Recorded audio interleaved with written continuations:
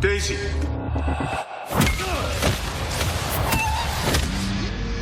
I lost everything. That dog was a gift from my dying wife. It's not what you did, son. It's who you did it to. On October 24th. I'm not afraid of John Wick. I once saw him kill 3 men with a pencil. Task approved. John Wick. You look terrible. Rusty, I guess.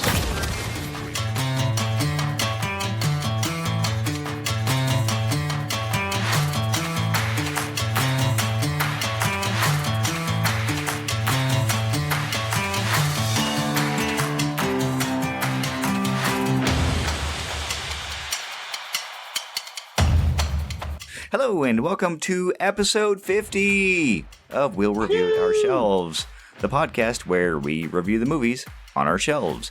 Every 2 weeks we'll take a randomly selected movie from our collection and we'll review it ourselves.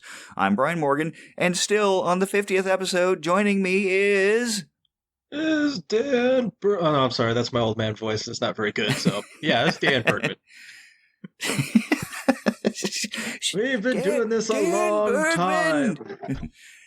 We are so old. I was like, all right, thanks, Dan. Sit down before you fall down.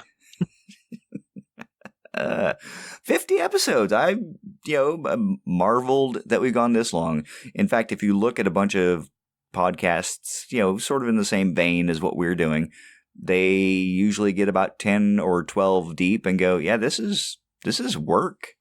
I'm not really a big fan of this. This is harder than I thought it would be.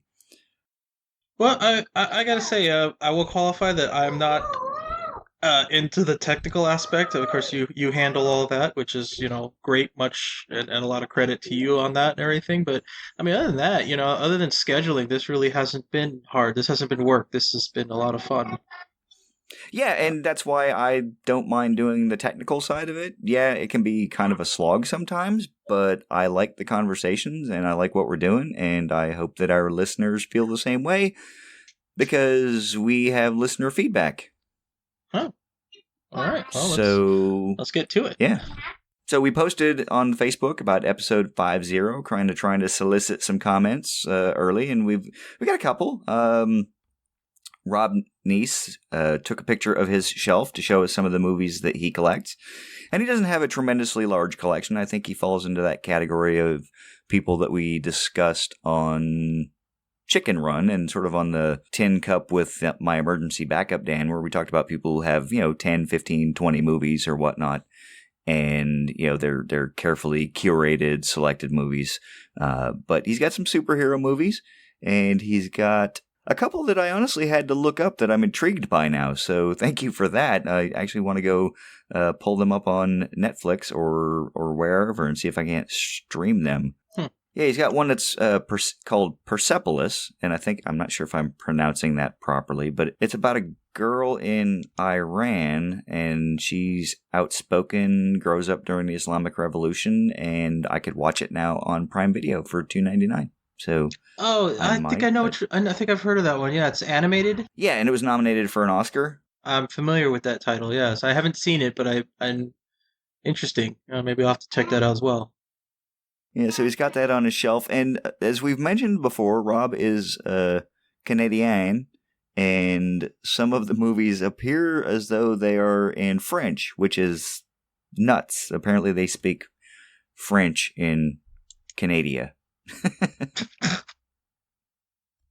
But yeah, so it was intriguing. He's got the Blade Runner, the final cut, the director's cut. I'm sorry, the X-Men Wolverine box set, and he's got both Home Alone movies. So and that's in a box too. So all right on that. Got some Simpsons cartoons, and yeah, so he's got some good movies in there. Yeah, that's it. He seems to be very specific in his likes. Yeah, and it was not photographed under ideal conditions, is what he said. So I'm like, it was good. Good enough. The only feedback that we got on our Chicken Run episode was on Twitter, and that was, again, from Rob Neese. And it was a gif of Steve McQueen throwing the ball against the wall in the solitary confinement cell. So that was kind of cute. Yeah, nice little reminder. I like that. Yep. But yeah, I told him Chicken Run is fun, but he hasn't seen it. But he has seen The Great Escape, which is why he posted the GIF. Which brings me to my next point. This is the third or fourth time that Rob Neese has posted a GIF in response to one of our Facebook posts or Twitter posts. And I just want to ask the question, and to listeners, but to you specifically, because you're here and the listeners have to answer later.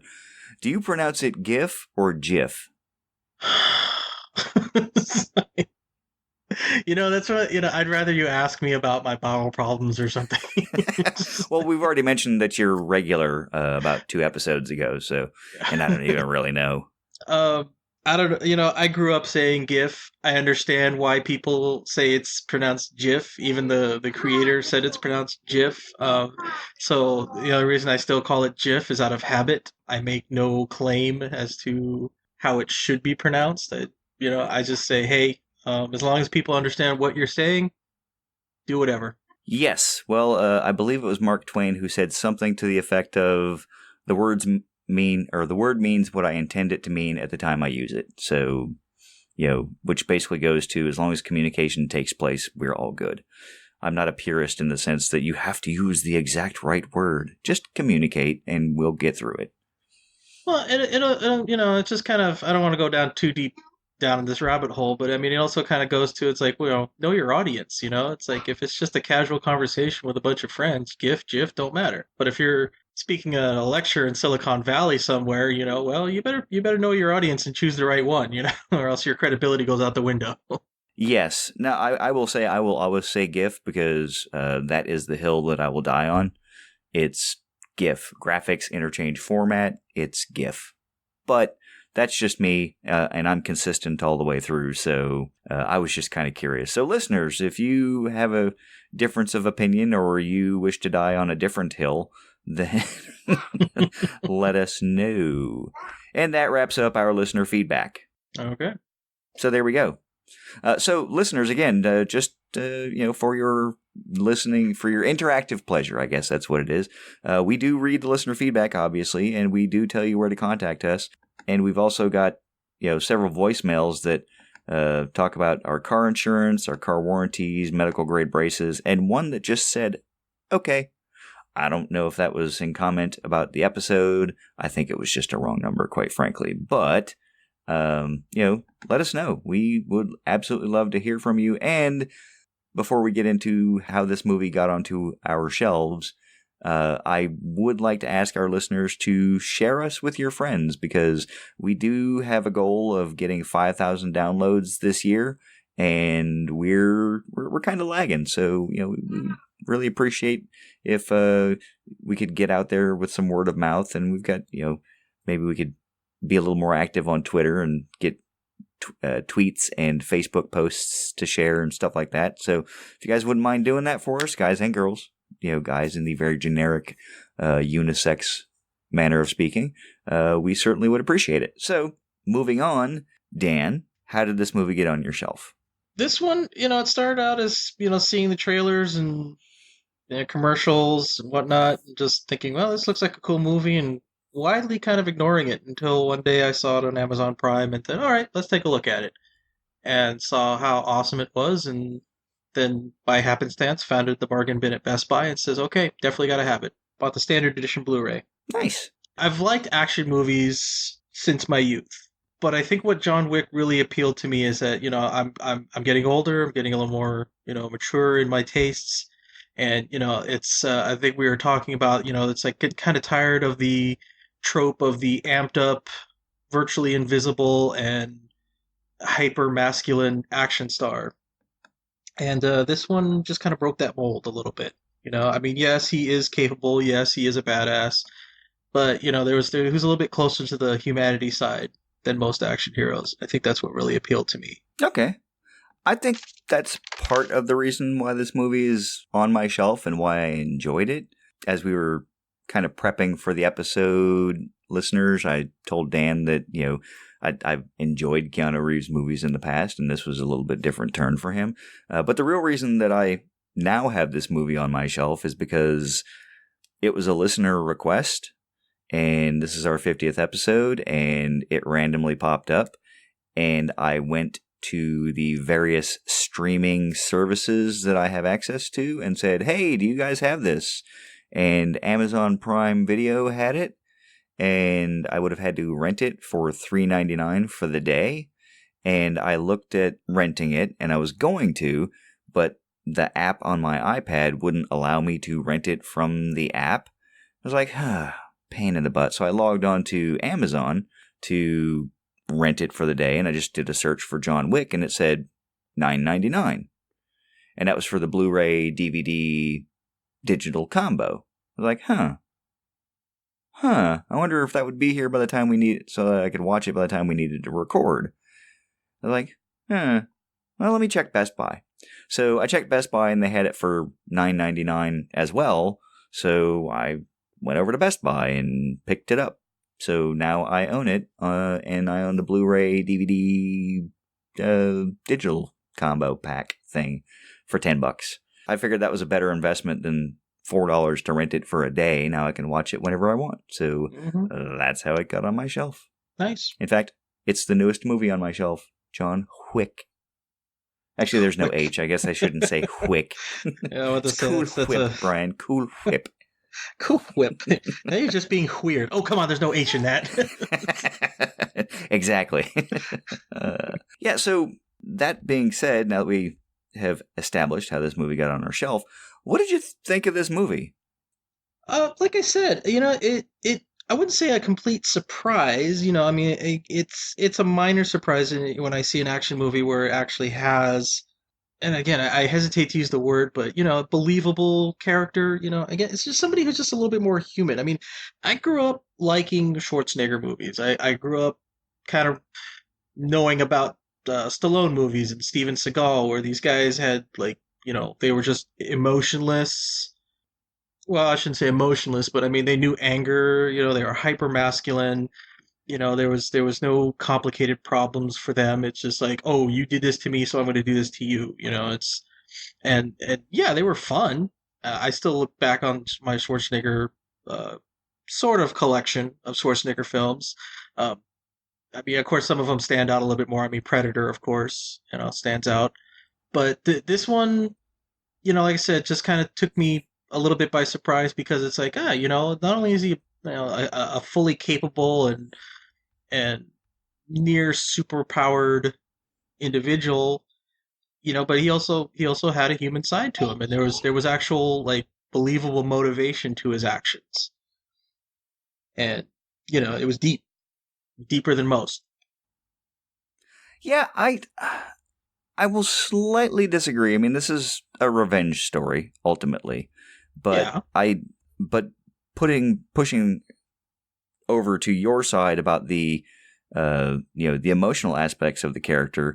Usually, it's you kidnapped someone that I love, or yes, it's you killed the person that I love.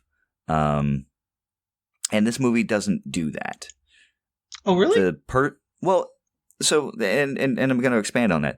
The person that he loves is taken from him, but not by a person, by a thing that, with all of his vaunted skills and as an assassin, he can't fight.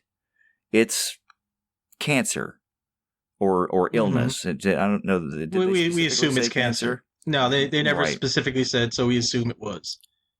So he can't fight that. There's nothing he can do against that. I mean, he is this super badass, feared assassin, and his wife is taken by, one of the few things that he cannot do anything about.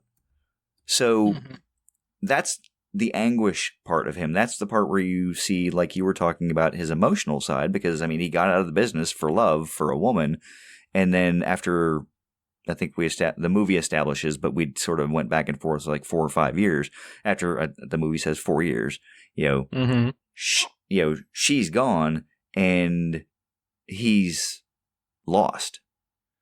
He has no mission, if you will, because being an assassin, I'm pretty sure it's just moving from mission to mission, and you don't really build a big emotional attachment to people. Although when he goes to the Continental and he sees a lot of people that he used to work with, there are some business relationships that would appear friendly. Was I forget the guy's name? Harold, Tommy, the guy that Adrian Palicki's character ends up killing. I cannot for the life of me remember his name now. Hold on, Harry. Yeah, Harry. So, so he knows Harry, and that seemed like a friendly working relationship, mutual respect, that sort of thing. Nothing specifically, like an emotional attachment. So he has his one emotional attachment. It goes away.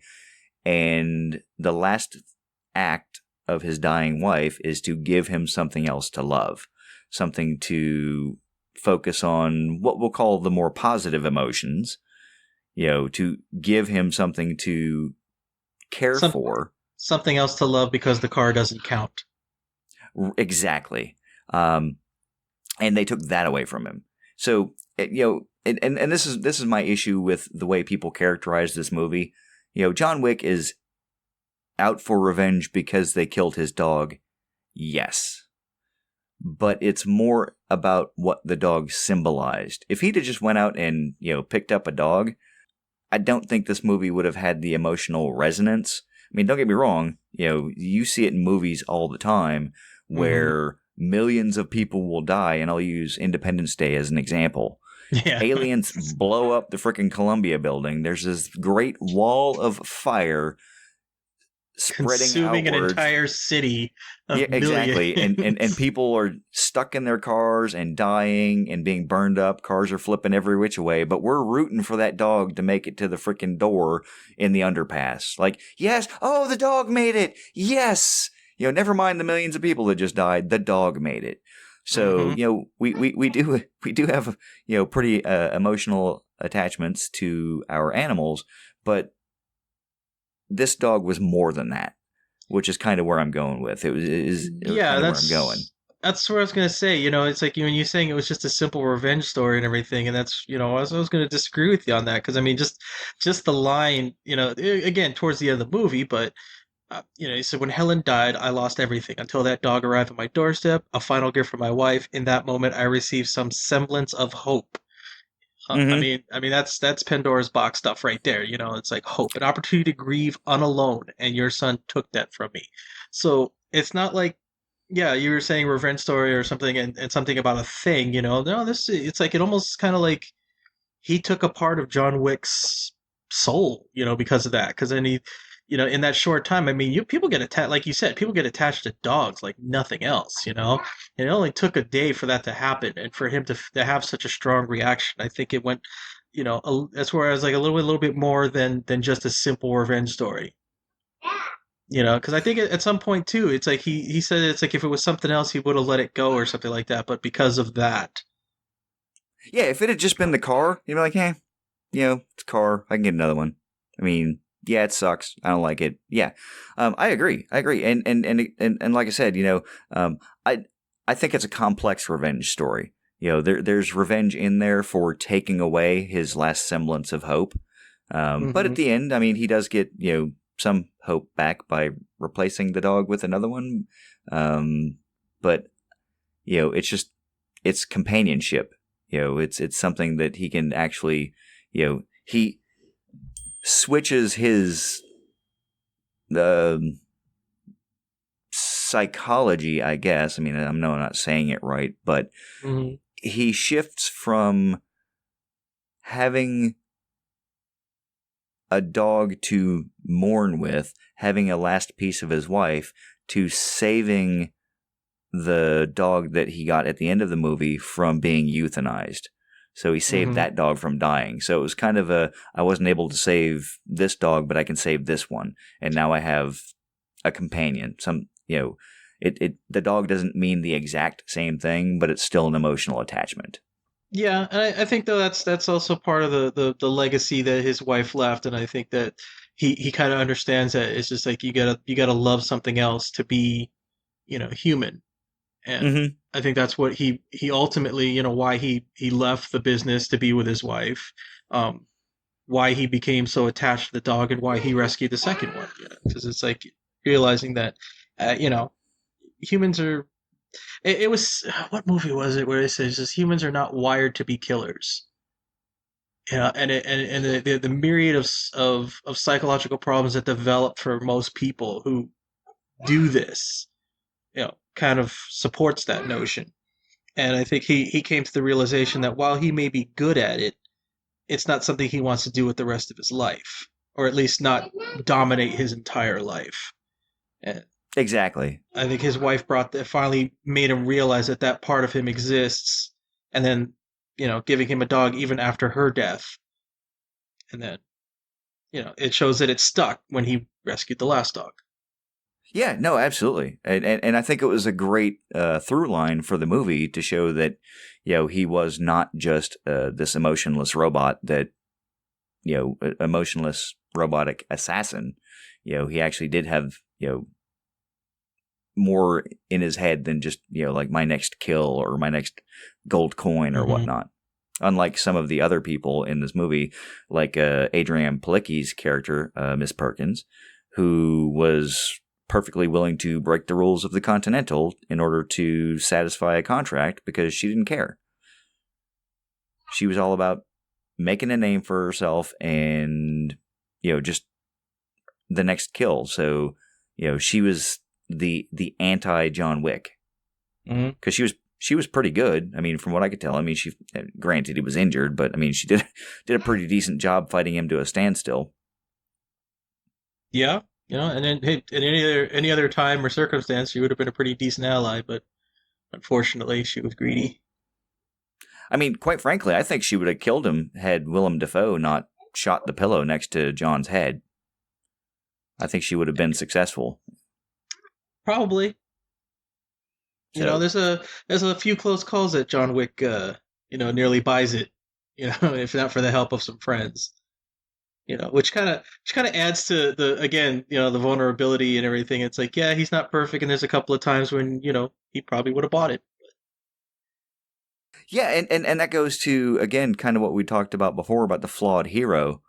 You can see, and again through the crosshairs of the rifle, that he'd have been dead. I mean, by all rights, he should have been dead by Willem Dafoe's hand.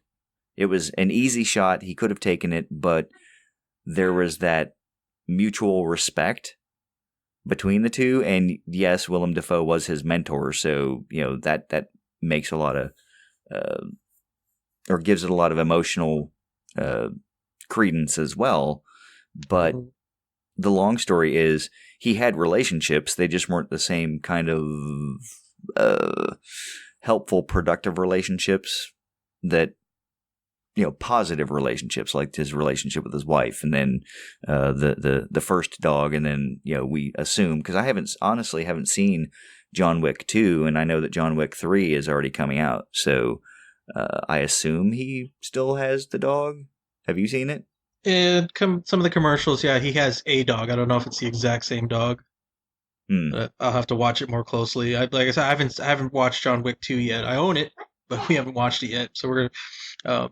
Nina thought, she kind of liked it. And she kind of wants to see the second one. Although she was very heartbroken that it was a beagle. She absolutely loves beagles. It was a cute dog. It was a cute dog. It was an adorable dog. But yeah, when it showed up, she was like, "It had to be a beagle." Well, what was funny about getting that dog is, I don't know how long you've had your dog or how many dogs that you've had, but what's one of the first things that happen the first night you get the dog into your house?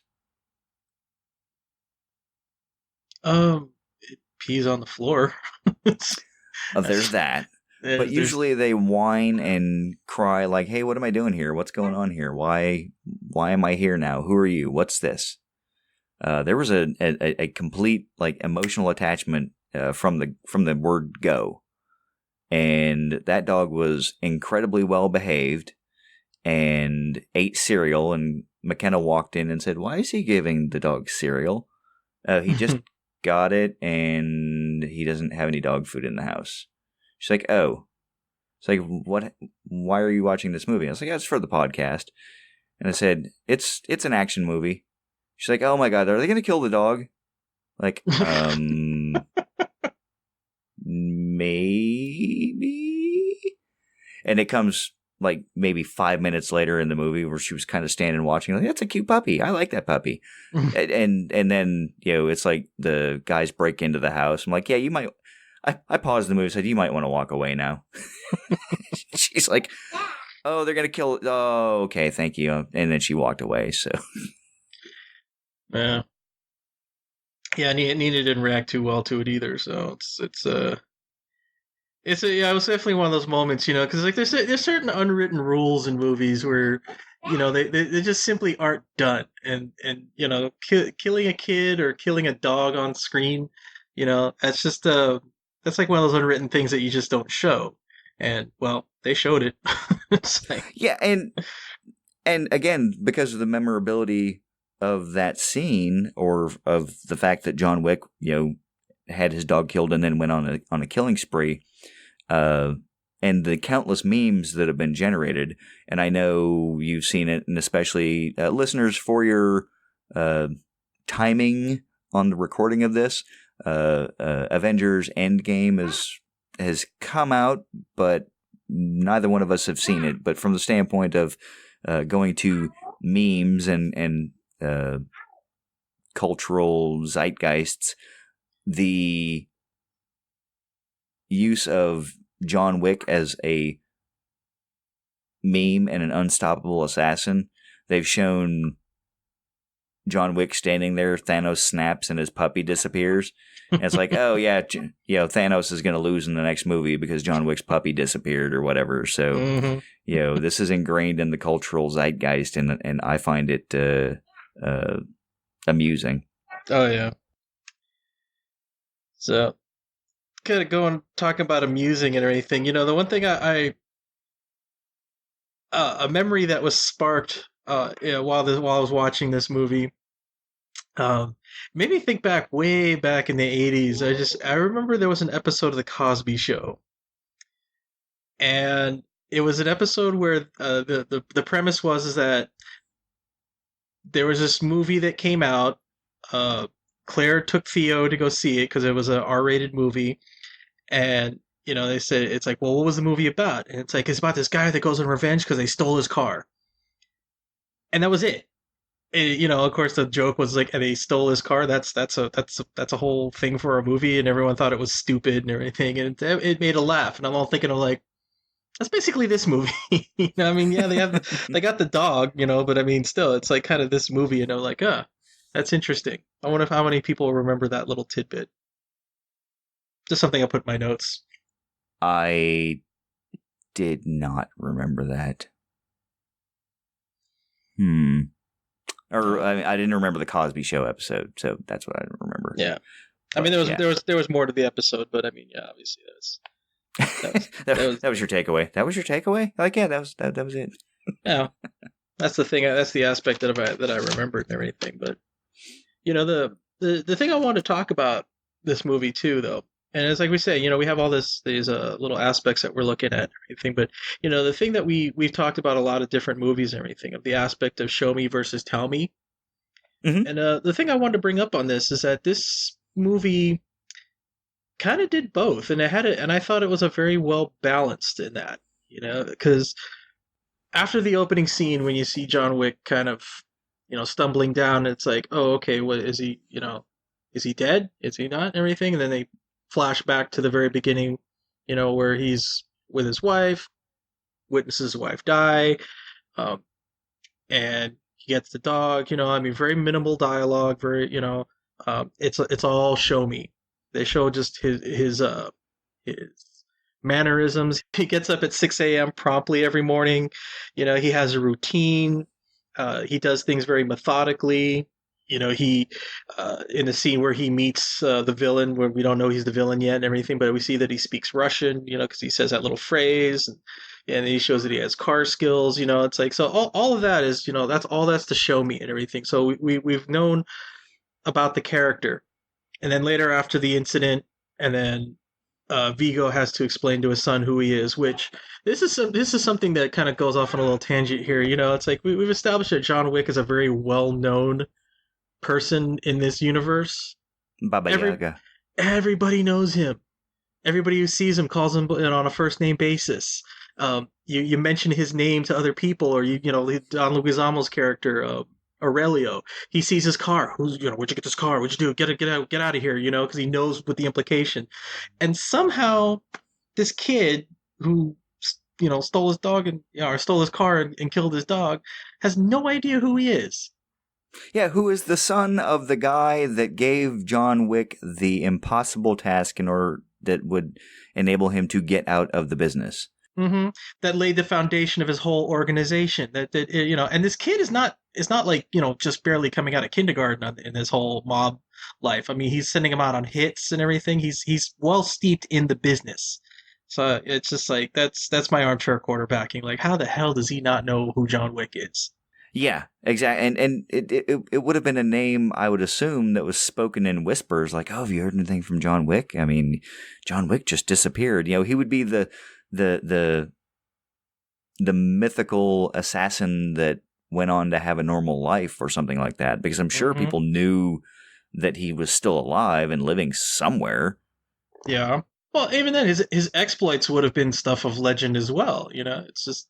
Yeah. I mean, killing 3 guys with a pencil, it's like... Yeah, exactly. That'd be stuff everybody would be talking about. And especially if, as, the father says, it was this impossible task. If it was impossible, I mean, people are going to talk about it like, oh, well, this is not John Wick level. This job is easy or whatever. That I do agree that is one of the things you're like, okay, I guess I have to push the I believe button on that. Yeah, but see, that's what leads up to the whole tell me aspect of it, where he has to explain who John Wick is and what he can do. Because I guess, and I say it fits because I guess there wasn't anywhere in the movie to put something where you can see just how good John is before he actually gets into the actual action. So, so this is one of the few cases where tell me actually works in this movie. At least it does for me. Yeah, and it was paired with the scene of John digging up the old tools of the trade that he had buried or encased in concrete in his basement. Mm-hmm. So, it's a great way to provide your exposition and demonstrate that, he's coming back to the thing that is being talked about. So I thought that was pretty awesome. I also liked... And kind of building off what you'd said and going to the way this movie is made, it drops you into a fully formed universe, says things, and then builds on what you need to know for the movie after the fact.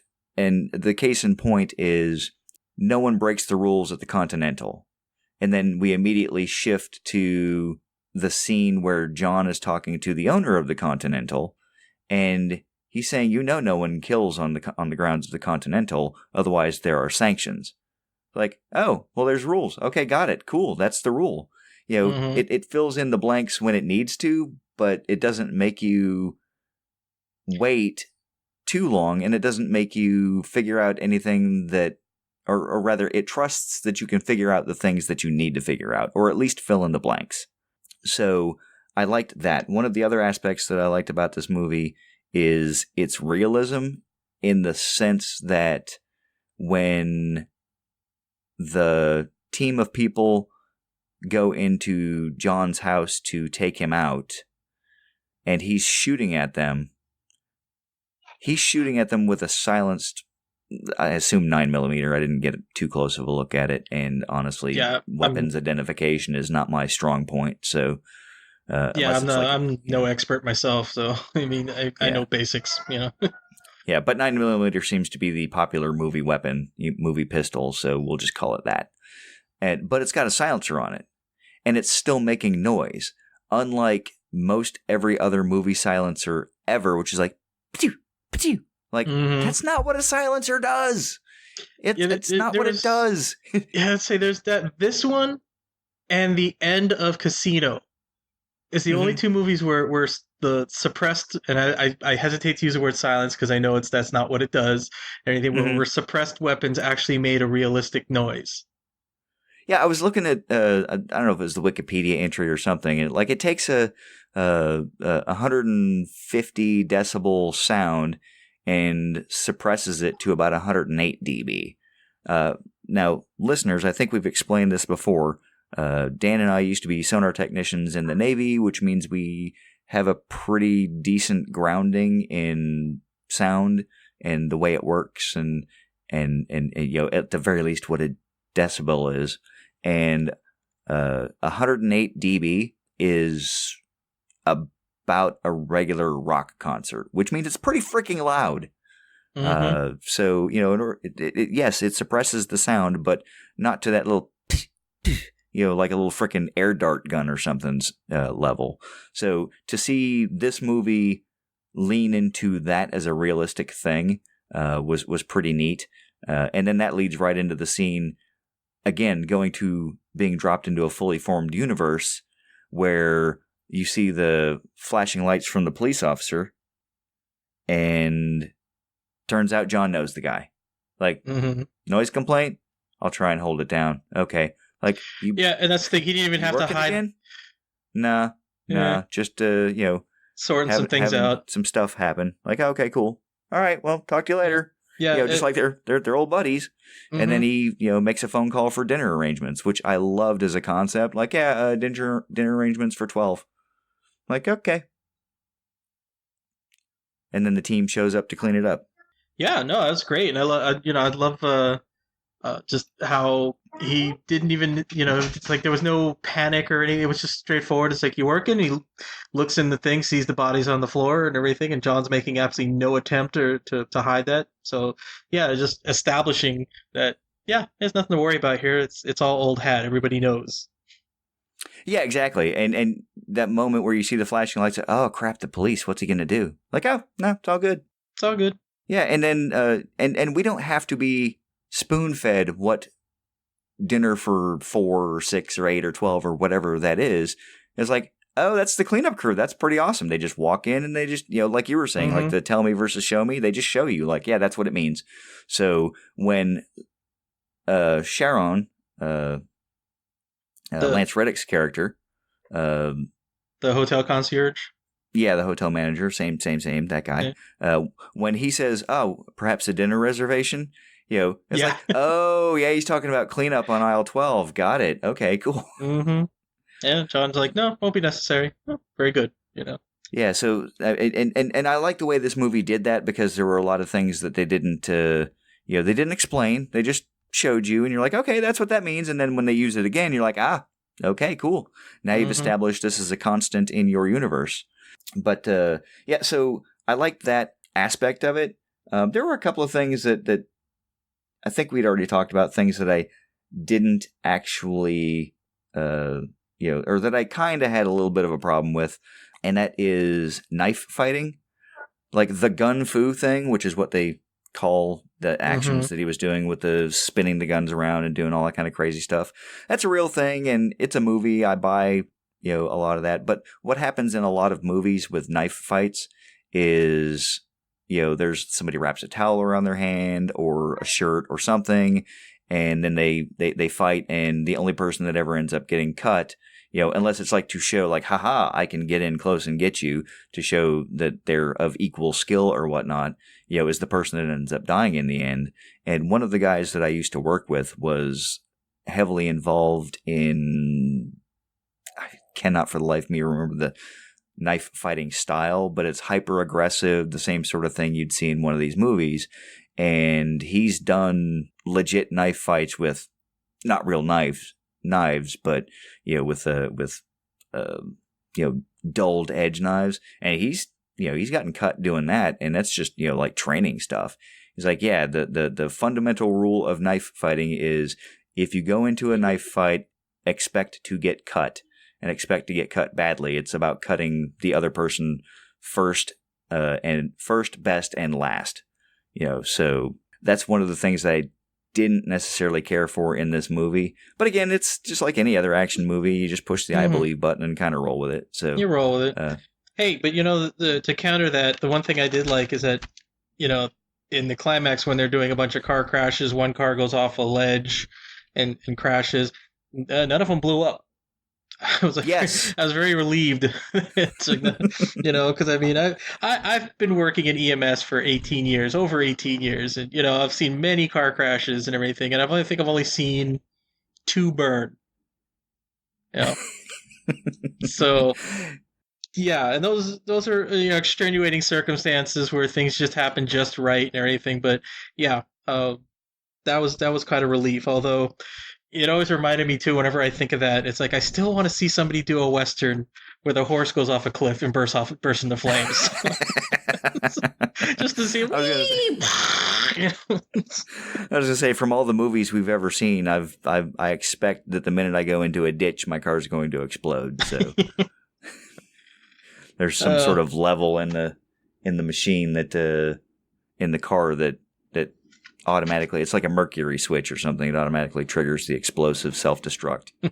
Kind of going back to things that we did like or didn't like or anything. There's another little aspect that I just wanted to touch on. The scene before he goes into action, before the team shows up, when he's preparing to go do his thing, and it's after he digs up all his stuff and everything. There's a shower scene, and it just reminded me of a lot of stories I heard about. There's like a lot of times warriors will have like this ritualistic cleansing before they go into battle. And I remember like medieval knights, I mean, shortly after being knighted or something like that, they had to take a ritual bath. Even all the way up until D-Day, I read that a lot of the soldiers kind of took I don't think there's anything ceremonial about it, but they all, took a shower, and cleaned themselves up before they went into battle. And it's not that they felt that they had to be well groomed or anything. I mean, I think there was an aspect of like infection control if they got wounded or something, but still, there was just something ritualistic about it. There's something in the back of my mind that thinks it's like, wow, that must be a warrior thing, because you see that in history a lot. Not so much in movies, but I just remember reading tales, and it was just a neat little gem that was in this whole movie that I rather liked. Yeah, and it gives a chance to show off the tattoo that he had and what it said. And I mean, not that seeing tattoos in a movie is that big of a deal, but the tattoos were iconography and images that one would think would appeal to someone that had an actual moral compass, which for an assassin is kind of an interesting thing. Quite. And it does make you wonder, like, what his moral compass was. I mean, obviously killing was not a bad thing, but I wonder if his moral compass was skewed towards killing only bad people, people that deserved it, according to his code. Like, so if he had to kill an innocent or a child or something, he'd be like, nope, that's my line. I was gonna say, you kind of go onto the territory of like Leon the Professional. He had a code, no women, no children. Yeah, and that's kind of the same thing that I was thinking, was that he probably had some sort of moralistic code that he learned from Willem Dafoe's character, which I did want to touch on real quick. I like Willem Dafoe.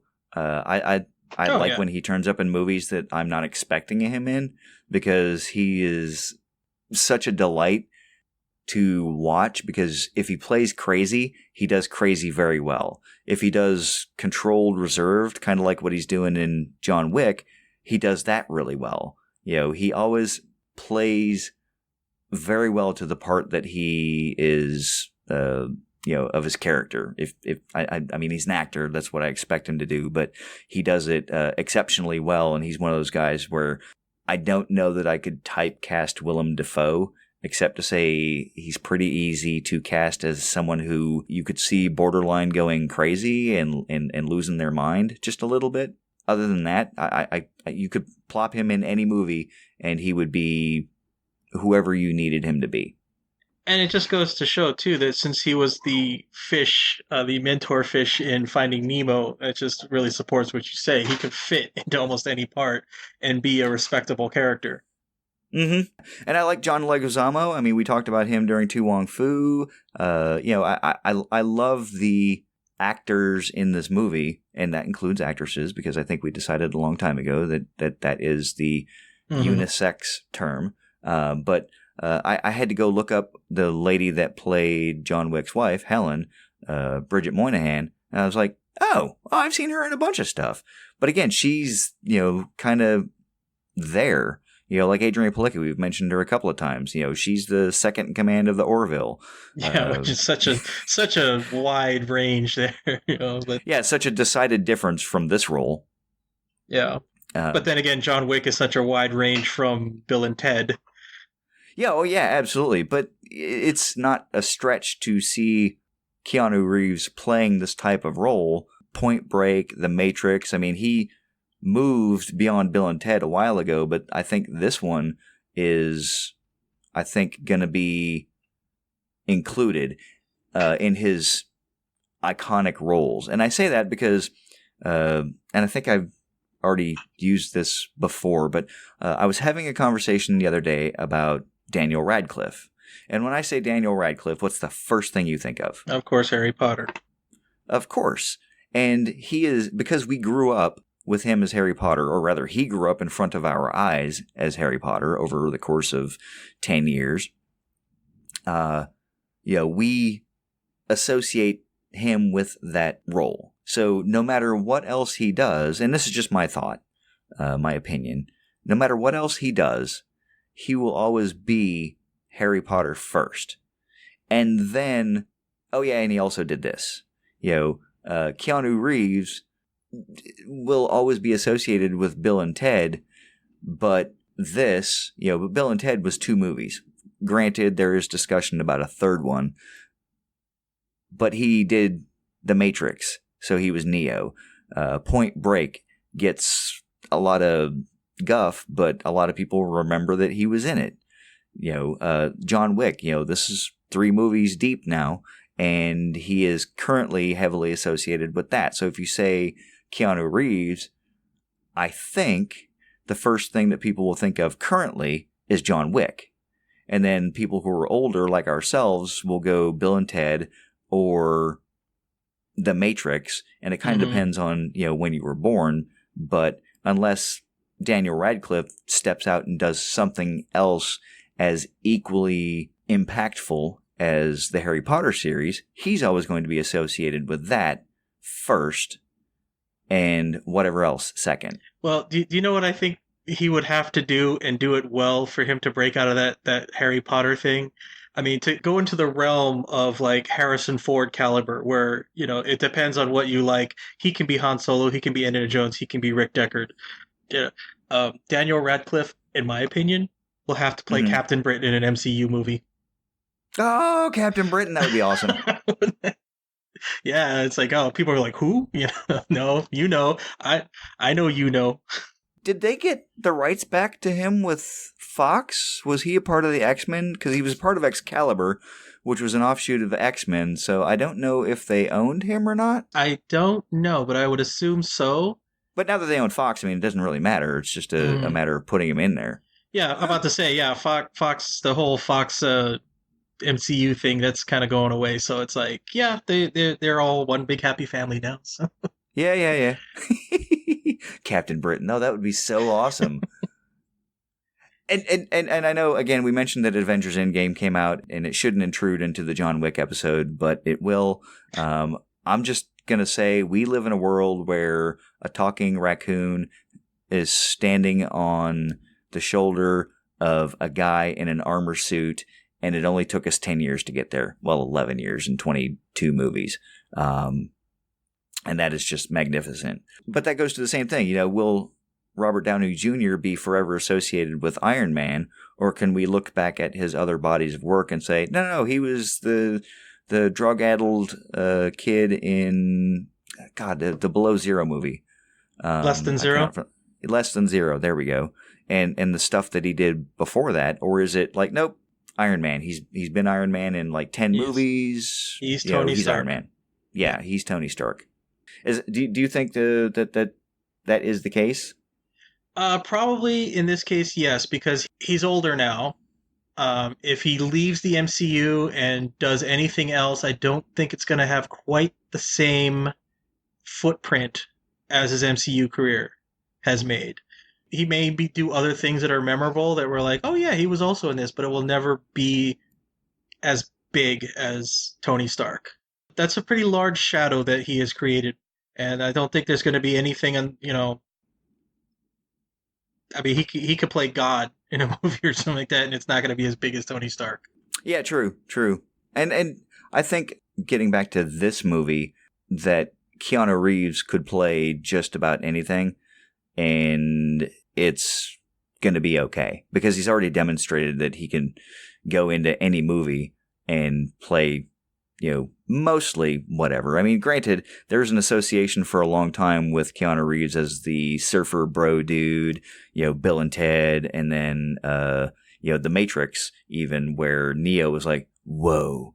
Mm-hmm. I mean, that was starting to become his signature line, just like Schwarzenegger used to say, "I'd be back," or Mm-hmm. whatever. So it's nice that he has broken out of that mold and done so with these movies. But even so, there have been other movies that he's done, even in the middle of like the John Wick series, and you're like, oh, he was in a movie, huh? Okay, cool, great. Yeah, you know what I think though has really helped him also break away from that whole Bill and Ted thing is that, and this kind of goes back to what we spoke about Mel Gibson in our Chicken Run episode. A lot of his personal life kind of bleeds into his movies, and Keanu Reeves has had an interesting personal life, to say the least. And I mean, not big time headliners. He hasn't been really embroiled in any controversies or, sex scandals or anything like that. I mean, he's had some family problems that again, it's not drama. It's just I think he had a death in his family or something like that that really impacted him. But it's also said that he's a really down to earth guy. He takes the bus or rides public transportation. He was very personable. Just recently, I think he was in Southern California, and his flight got rerouted, and a lot of passengers, including him, got stranded. And he ended up being the voice to say, "Hey, what are you going to do with us? There's a lot of people here who need to be where they need to be," type of thing. And he's just, like I said, he just kind of stands out as an upstanding, kind of admirable guy. And I think that shows up in his movies, especially this John Wick. It's like where he is a man of focus and capable and everything, but he's not inhuman, and he's not. I mean, the scene where he shows up at the Red Circle and he goes up to that security guard and he goes it's like, "Hello," and it's like, "You working?" "I'm afraid I am." "Why don't you take the night off?" Meaning, look, man, I got to kill a lot of people, but I don't want to kill you. So why don't you go ahead and take the night off? Yeah, exactly. You have done nothing to me. I'm here on a specific mission. I'm here for a purpose. Just relax. It's okay. Relax. He even complimented him on him losing weight. I mean, that shows just kind of personable, relationships that he has. So it's, and that again, that kind of that I like to see that as his outside personality bleeding into his movies. And that also in the movie reinforces what you had said earlier about everybody frickin' knows John Wick except for the one guy that pisses him off. Yeah. Like the random security guard at the club that the guy that pissed him off hangs out at knew who he was. But he didn't know. He did. Meh, whatever. It makes the movie work. Yeah, so I didn't take a whole lot of notes. I've kind of covered everything that I wanted to talk about. And I know because this is our 50th episode, we are also going to be discussing collections. And not because you didn't pay your bills. although some people have collections of those too. So. I have a collection of unpaid bills. No. Wait, no. Ah, crap. But so I will say one last thing that I did like that he wore a vest.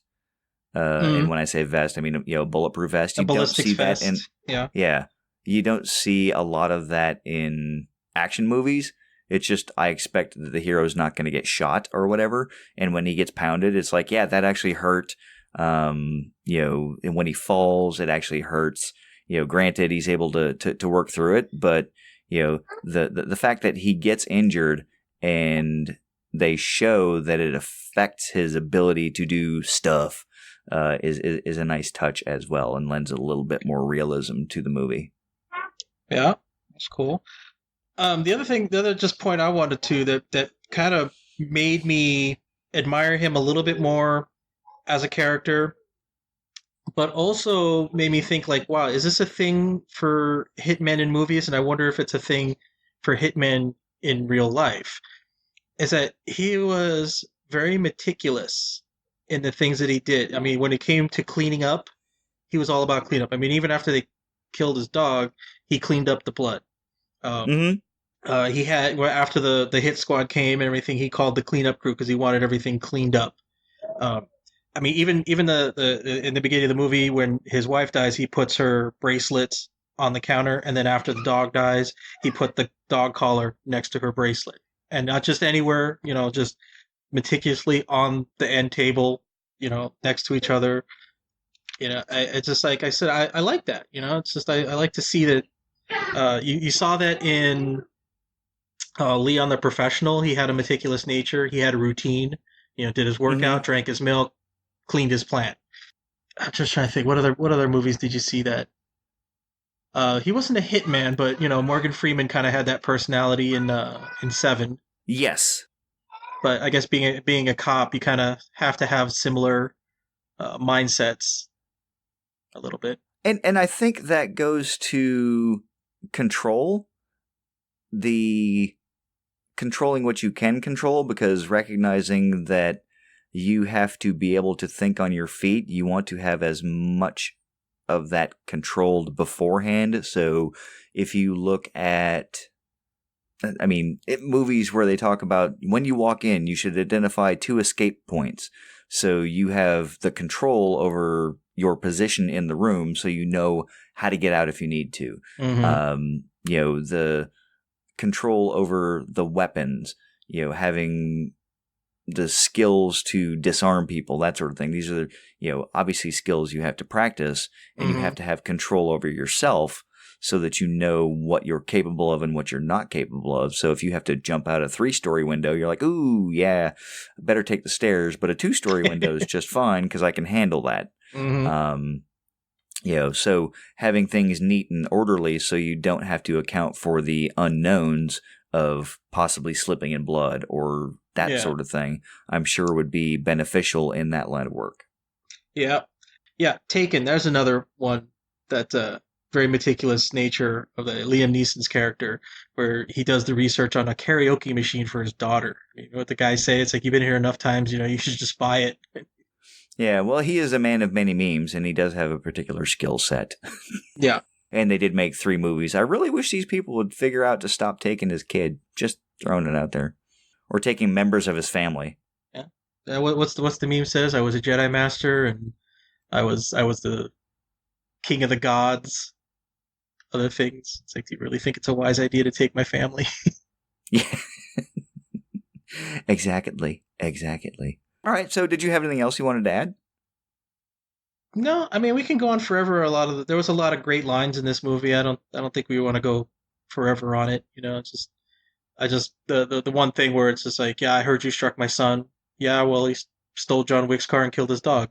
Oh. Ah, crap. No, it was never mind. Okay. It wasn't even that. It was just, oh, and he hung up. Yep. That was the, I understand why you would do such a thing. Okay, I guess I'll forgive you this one time for this thing. I forgive you for this transgression. Sorry, that's Italian mafia don as opposed to Russian mafia dude, but meh. Yeah. Aren't they all the same? Oh, the chaos guy, not the mayhem dude. I did like seeing him in an actual movie because I know he's been in other stuff, but I think this is one of those things you're like, oh, it's the guy from the commercials. Mm-hmm.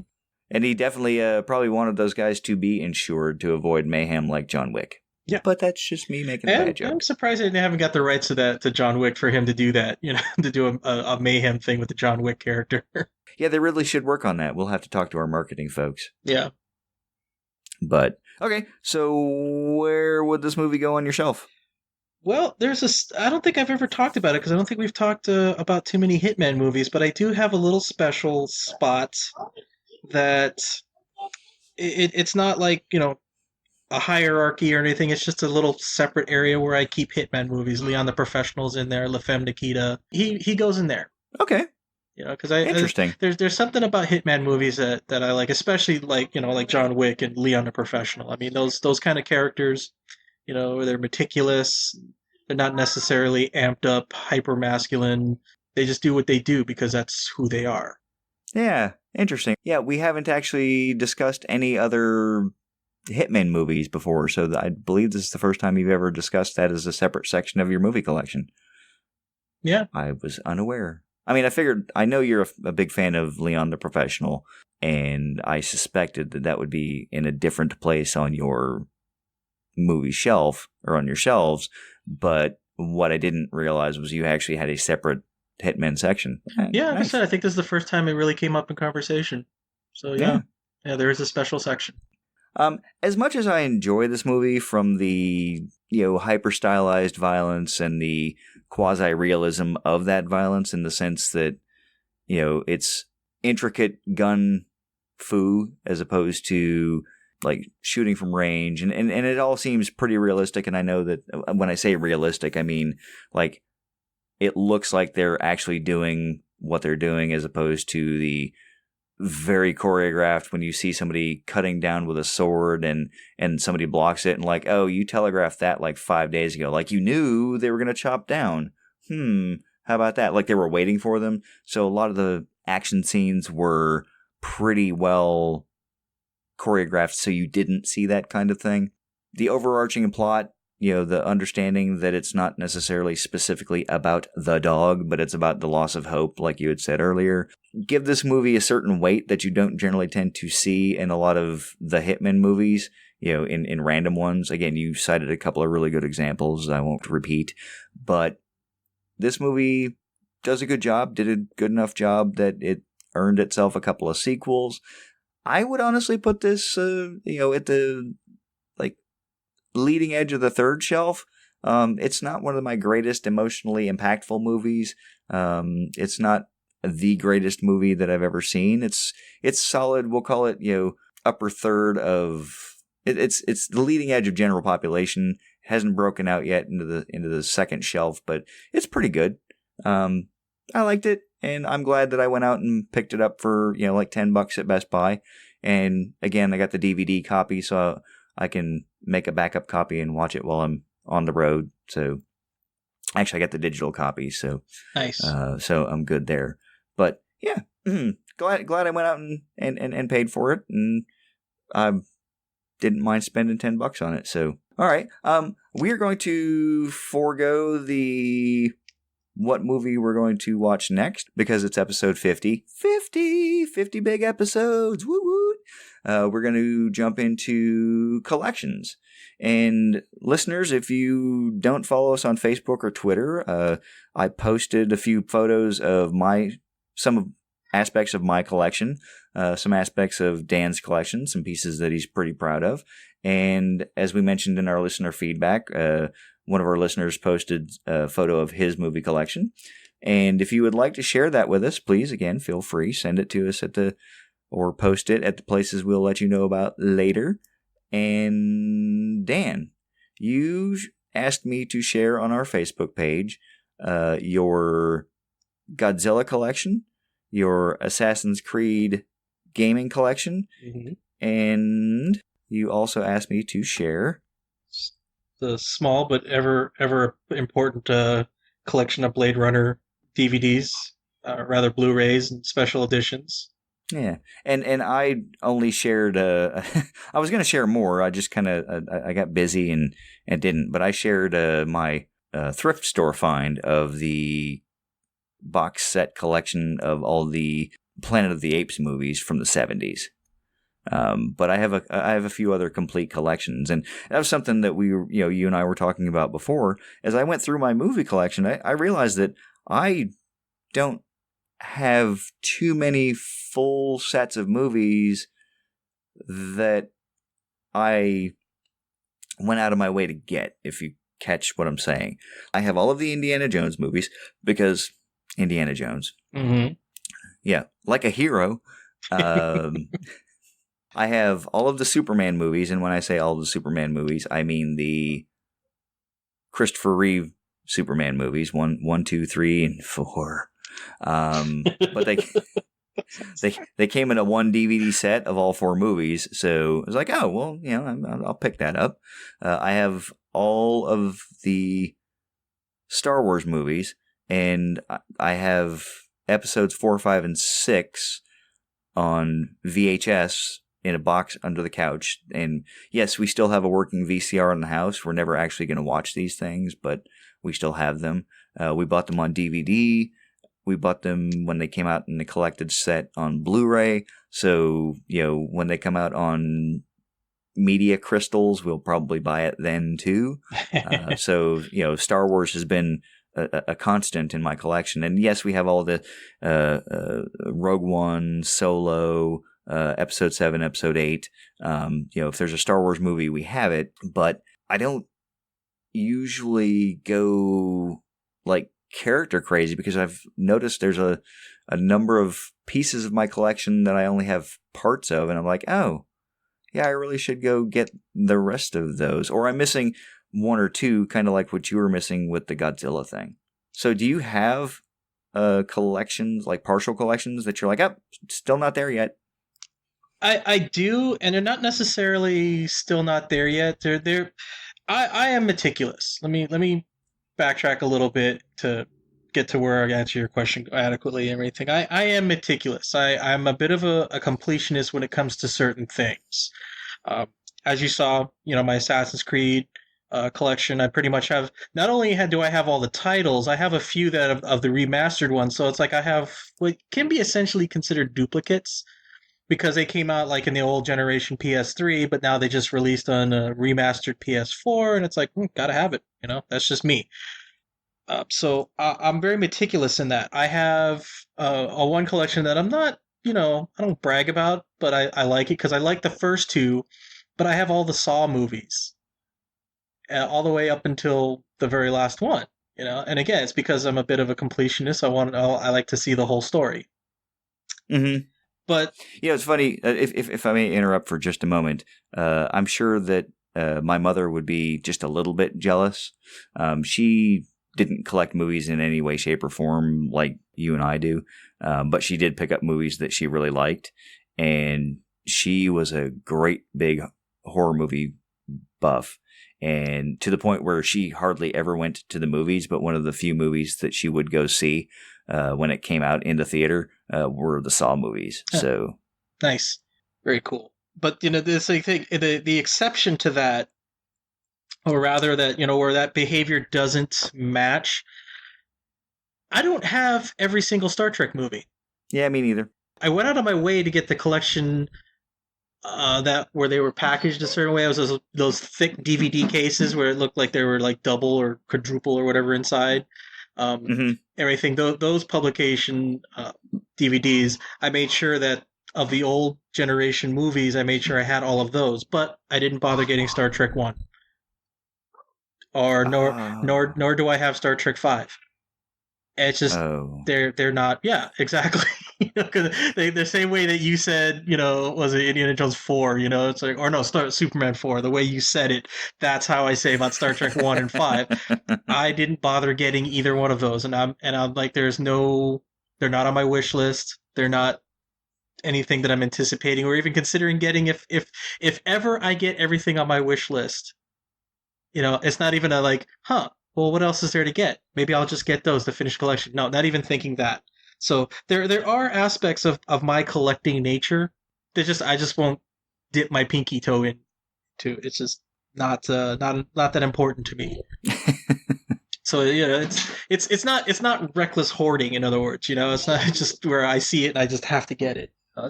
There is a method to it. Yeah, I think, and it depends on the subject matter. Like, I will admit wholeheartedly that when I get all of the Star Trek movies, I will get all of the Star Trek movies because I actually enjoyed Star Trek the motion picture for what it was. Star Trek 5, it wasn't that good, but I still enjoy it because there's a part of me that's like, oh, it's Star Trek, and I still get to see Kirk, and I still get to see Spock, and I still get to see, Scotty and Uhura and Chekhov and Sulu. It's still a lot of fun. So from that aspect, I'll happily get it. I just haven't done it yet. But there are some series that after the first couple, it's like, oh yeah, I don't really ever need to watch the rest of those ever again. Like the Superman movies that I talked about. The only reason I have them all is because they came in a box set. And I was like, yeah, no, I have it because it was there. But by the same token, Indiana Jones and the crazy alien people from South America that are nuts, I own that because it's Indiana Jones and there's a mildly redeeming quality in that. But quite frankly, I wish they'd have never made that movie, or if they, I wish they would have had a screener where they said, oh yeah, we should probably fix a few things or, adjust a few things, because I didn't really care for it. But I own it because Indiana Jones. And that in and of itself means, has the nostalgia factor that I kind of crave. So, and it's funny that you say it, that because that's exactly what kept my Godzilla collection incomplete until you and Harry helped out making that complete. Because the last movie that I couldn't find was the Son of Godzilla title. And by all means, if you don't take Godzilla movies too seriously. I mean, they're not. No. They're not. It's not on Golden Pond or whatever. It's like they're just. You're my knight in shining armor. Exactly. Sorry. No, but you get it, right? Mm-hmm. But within that realm, Son of Godzilla is probably the campiest of the campy. Even some Godzilla fans don't want to acknowledge it because it is so. it is the silliest of all the movies. But again, for me, it's a Godzilla title, and I wanted it. However, the only one that I was able to find was an issue that Amazon was charging $170 for. And so because I'm not going to spend that much for that title, that's why my Godzilla collection remained incomplete for so long, until you found one for a reasonable price and got it for me. Thank you very much. It's now You're welcome. And now it's finally complete. So yeah, I get that, where you want to have it all because because Godzilla, because Superman, because Indiana Jones. That's why I have the prequel trilogy to Star Wars, because Star Wars. Yes. But not included in that collection, though, is the Blu-rays, because too many changes, man. It's like I accepted the special edition changes to the original trilogy. It was pretty cool, to see the Millennium Falcon, rise up out of the docking bay the way it did, to watch the X-Wings and Y-Wings leave Yavin the way they did with the new special effects. That, to me, was really cool. But to have it changed so much to where Darth Vader is like, no, as he's throwing the Emperor down in the pit. No. Yeah, no, it was fine the way it was. There's some things you just don't need to touch. No, yeah, I mean, I get, sometimes you want to do a little cleanup of the Mona Lisa and everything, but to give her hoop earrings and a makeup job, that's after a while, it's just like, that's not the Mona Lisa anymore, Yes, it's Mona Lisa modern day, or something. It's just not that. Mm-hmm. I agree wholeheartedly, and we got the Blu-rays because, well, Star Wars Blu-rays, we got them. Yeah. And Star Wars, obviously, as you mentioned on our last episode when we were talking about why we're talking about collections, Star Wars is a big influence on my movie-going experience and my interest in specific forms of entertainment, or types rather. So, science fiction, science fantasy, space opera, straight fantasy, a la like the Lord of the Rings movies. This Star Wars enhanced my nerddom to peak levels, as it were. Mm-hmm. And so it influences a lot of, like you were talking about, the Legos that I have on my shelves in my house, in my studio / man cave.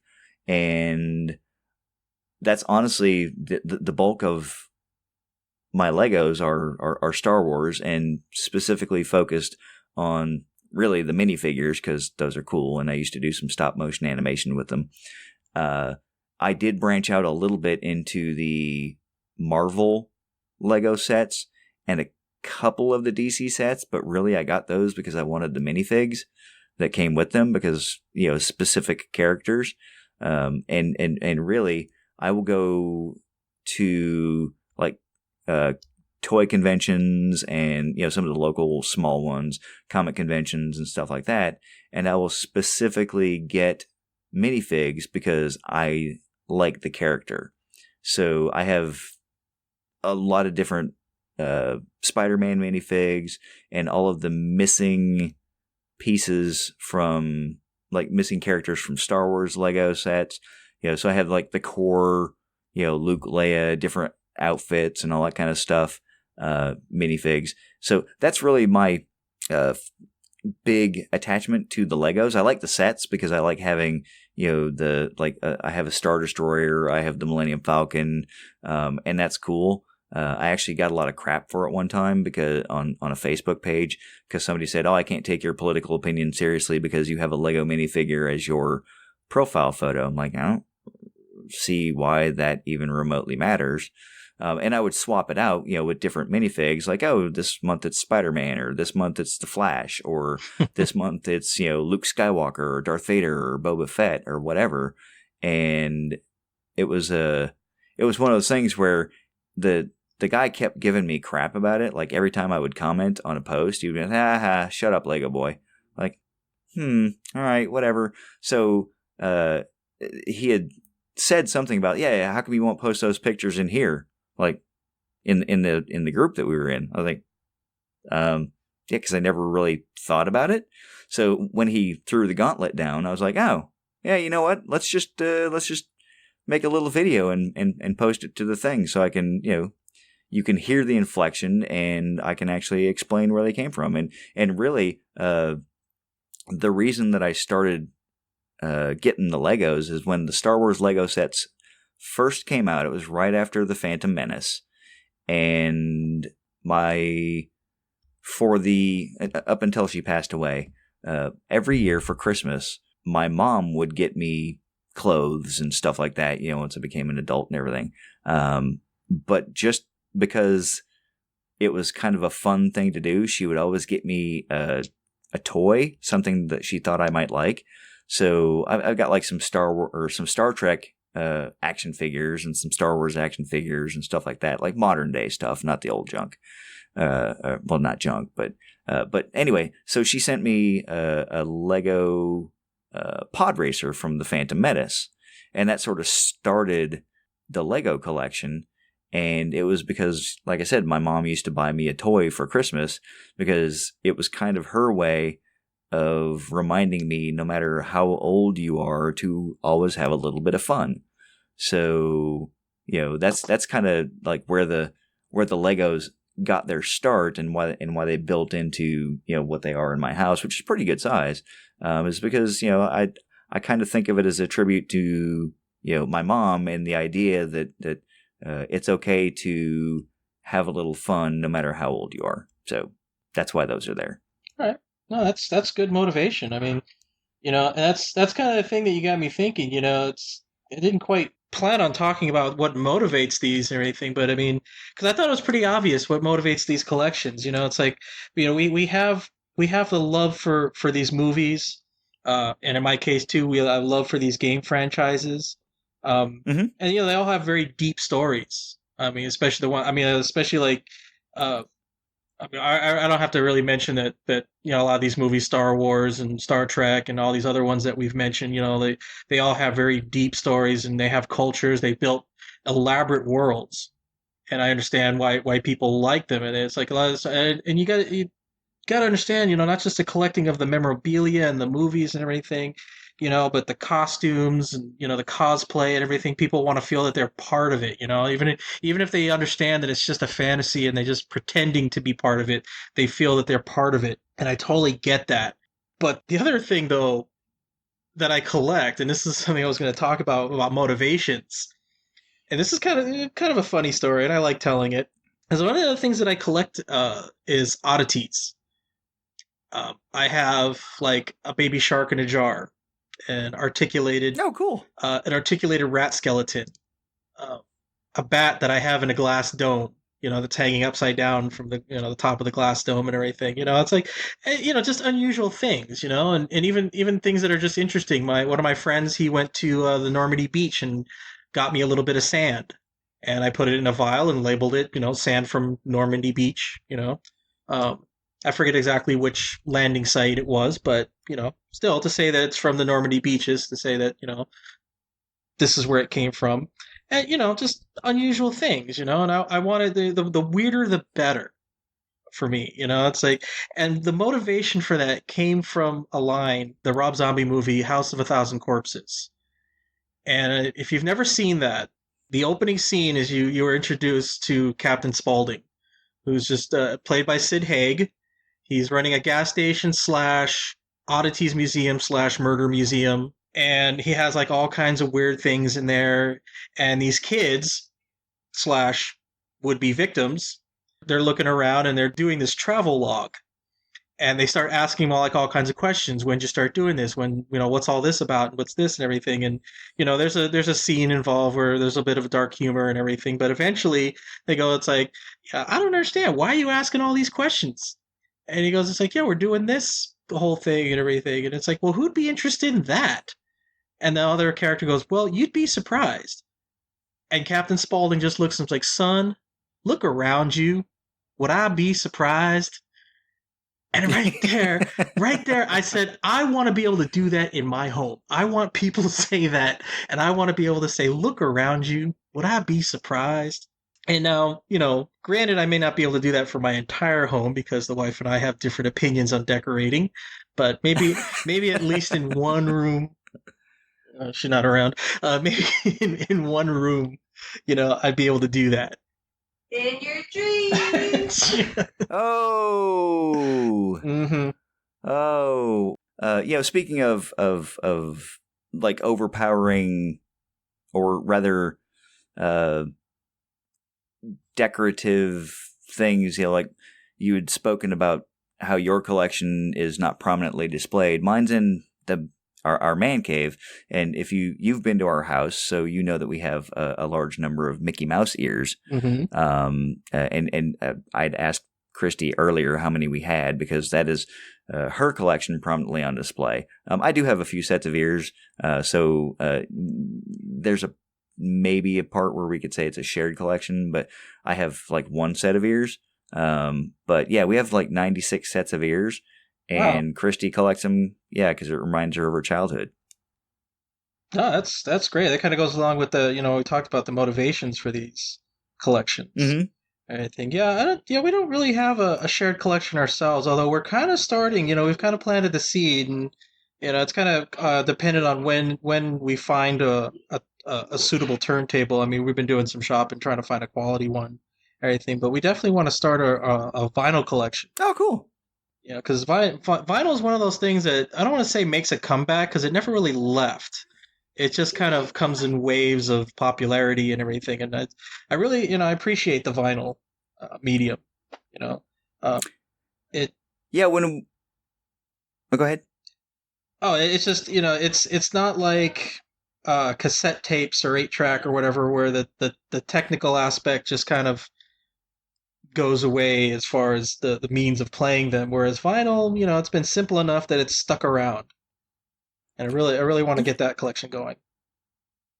I think part of it is vinyl doesn't age the same way that cassette tapes do. And now, I mean, shoot, with your phone you could have 850 million songs, and never have to swap anything out or anything like that. I think the nostalgia for vinyl is what's keeping it going. Yeah, very true, very true. I mean, we had a moment. We went to Big Bear and rented a cabin for Nina's birthday, and they had a record player and a small handful of music that we actually liked and everything, and it was really nice. It's like a nice winter setting, and played the music on a turntable, and it was it's there. Yeah, the nostalgia, that feeling, and a bit of romance, if you want to say. So romance. Mm-hmm. So it's good. because music is definitely a huge part of my collection as well. Although, like I said, it's gotten smaller because you mentioned that you had a theft occur. Mm-hmm. Uh, uh, Yeah, my old VHS Disney movies. hmm Yeah. Yeah, for me, it was all of my CDs because I don't know if you remember back then, Tower Records. Oh yeah. Yeah, there was a time in the Navy, when I would walk into a Tower Records and come out with no less than two CDs ever. It's just the way it was. I love collecting it. I love having music, and again, it's the completionist in me, where somebody says, "Hey, I'm in the mood to listen to something," and I wanted to be the guy that says, "Hey, I have that," and be able to put it in. And yeah, one day I was in Santa Cruz and I came out and I saw broken glass on my car because I didn't notice the broken window at first. And I thought, what did I break? And then realized, oh man, it's just like everything was gone out Mm. of the car. Everything that wasn't nailed down was gone. And yeah, the CDs, which constituted a couple hundred in a ratty old cardboard box. So it's not like everybody saw them, but they saw the box and took the box. So Yeah, and the that I mean, I can tolerate a lot of things. I mean, that just but having been in the Navy, same as you, living in close proximity to people, I developed a very serious, uh, uh bordering on hatred for thieves, just because, like, I don't take your stuff. Why? Just God, I hate, and especially it's a violation of your person. I mean, you're like, oh, I well, trusted humans. yeah, well, for me it depends, and I know this is going way off subject and everything. To me it depends on the circumstances. I mean, the CDs it sucked and everything, but in Santa Cruz, I like to think that somebody stole them to sell them to eat. That's what's keeping me comfortable about it and letting me move on. It's like, okay, they're gone. I can't change that. I don't know what happened to them, but I'd like to think that's why they're gone. Uh, it was more aggravating and kind of more in line the way you're thinking when somebody on a Navy base broke into my car and stole my car stereo. Now, okay, you're not doing it to eat. You're not doing it to try to survive or something like that. You just were a dick, and that's where I agree with you 100%. I don't like thieves in that sense. Okay, yeah, and your way actually has a lot more compassionate reaction to it than mine, because mine is thieves in general. But I think you make a really valid point. If you're doing it to eat, I still don't like it. If you want something, just ask, and I will buy you food or whatnot. Yeah. Um, And but that's the other aspect is that in Santa Cruz there were plenty of places to sell CDs, so that's why I was able to say, okay, maybe that's why they did it. yeah, So but like CD collections, I think if you want to have a shared collection that spans more than just what we had that were duplicates of each other, our CD collection before digital music took over and all that kind of stuff would be the best example of that. We have, I think I probably had 400 or 500 CDs, and Christy probably had about 400 or 500 CDs, and we did not have a lot of overlap, because while we were into like country music as a thing and and dancing and that kind of stuff, Christy's musical tastes are a little bit different from mine. I mean, and it's it's not like oh my god, I hate your taste in music, and she doesn't hate mine. It's just I like some esoteric music, and she likes some other music, and it's kind of like art. I know what I don't know from art, but I know what I like. So like I have Zoot Suit Riot and Squirrel Nut Zippers and stuff like that. oh, yeah, I have those and too. that's not really yeah. And I think you were the one that actually turned me on to it. It was one of those things that I wouldn't have thought to go buy that if you hadn't, like made me listen to it in your old 1984 Ford Probe or whatever that was. Yeah. Oh man, bring up some old stuff Uh, there. but that got me into that and branched me out into some music that I wasn't completely familiar with. That I was like, oh, okay, cool, I like this. So my music collection was like a wide range, where hers tended to be like what was like popular in the 90s, and then I don't even know, I keep calling it Tex-Mex, but that's not, like, what did Selena sing? What was that style of music called? It Oh, was Tejano. yeah, Tejano, there we go. Thank you, Jesus, you'd think I'd know that. But a lot of it was Tejano music, and now with the advent of digital, at one point I had taken all of the DVDs, Jesus, all of the CDs and converted them to digital. So our entire music library was digitally backed up, and you can like I think I said earlier, you can walk around with that on your phone, and our CD collection sits in a file cabinet in our garage. Unused, basically, because I don't know what to do with it. Yeah, hang on to it. Never know. Yeah. I gotta say though, that's the one aspect. When you said that CDs to digital and everything, but the one thing that's really boosted my music collection was the invention of Shazam. Oh, yeah. Because I remember when I heard a song and I didn't know who it was or what it was and everything, and it's just like I had to scour the country trying to find that song to get it on an album, and I had to buy a whole album, just to get that one song and everything. And I remember the one that stands out was Peter Schilling's Major Tom, which I guess was kind of a sort of spiritual sequel to David Bowie's Major Tom. Mm-hmm. And yeah, I literally went cross country looking for it because me being from Los Angeles, I joined the Navy, looked for it in the East Coast. Had tried to sing it to people in music stores, and they're like, "What are you talking about? Get out of here," type of thing. And until finally, somebody did kind of recognize it, gave me a name, and of course, again, this is before you had any kind of media where you can sample it or whatever. I took a gamble and bought it and said, "Yep, this is it. This is the one." But now you don't. You just hit Shazam. It tells you what it is, and you buy that one song. Yeah, and that's why I like the digital music. I don't have to buy an entire album. Yeah. Us talking about collections and everything like that. I mean, the majority of it, is kind of nerdy stuff. Movies, games, you know, Legos, whatnot, everything like that. But obviously I have my answer. Do you think this is strictly a nerd's endeavor, or do you think this is something that is more ubiquitous to humans? It is. It's ubiquitous. Yeah, yeah, that word.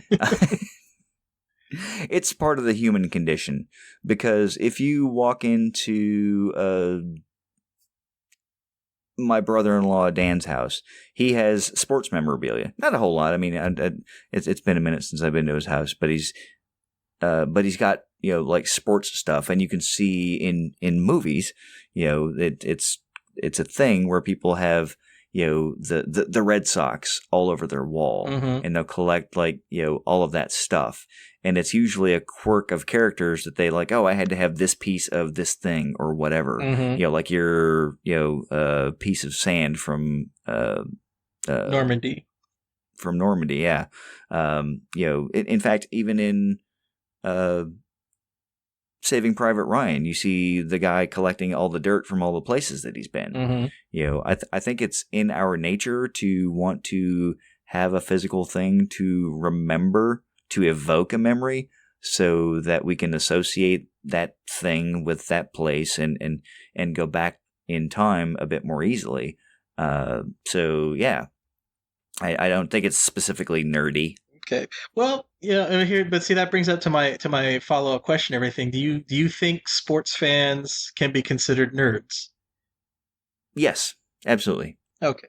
Because I was gonna say it's like because they have their D&D, their role playing. They have their fantasy football cosplay. You go to any sporting event, they're always dressed up like their favorite player, whatever, and they have their collectors. So Yeah, no, I agree wholeheartedly. I've never seen a difference except for the subject of the fascination, not the behavior behind it.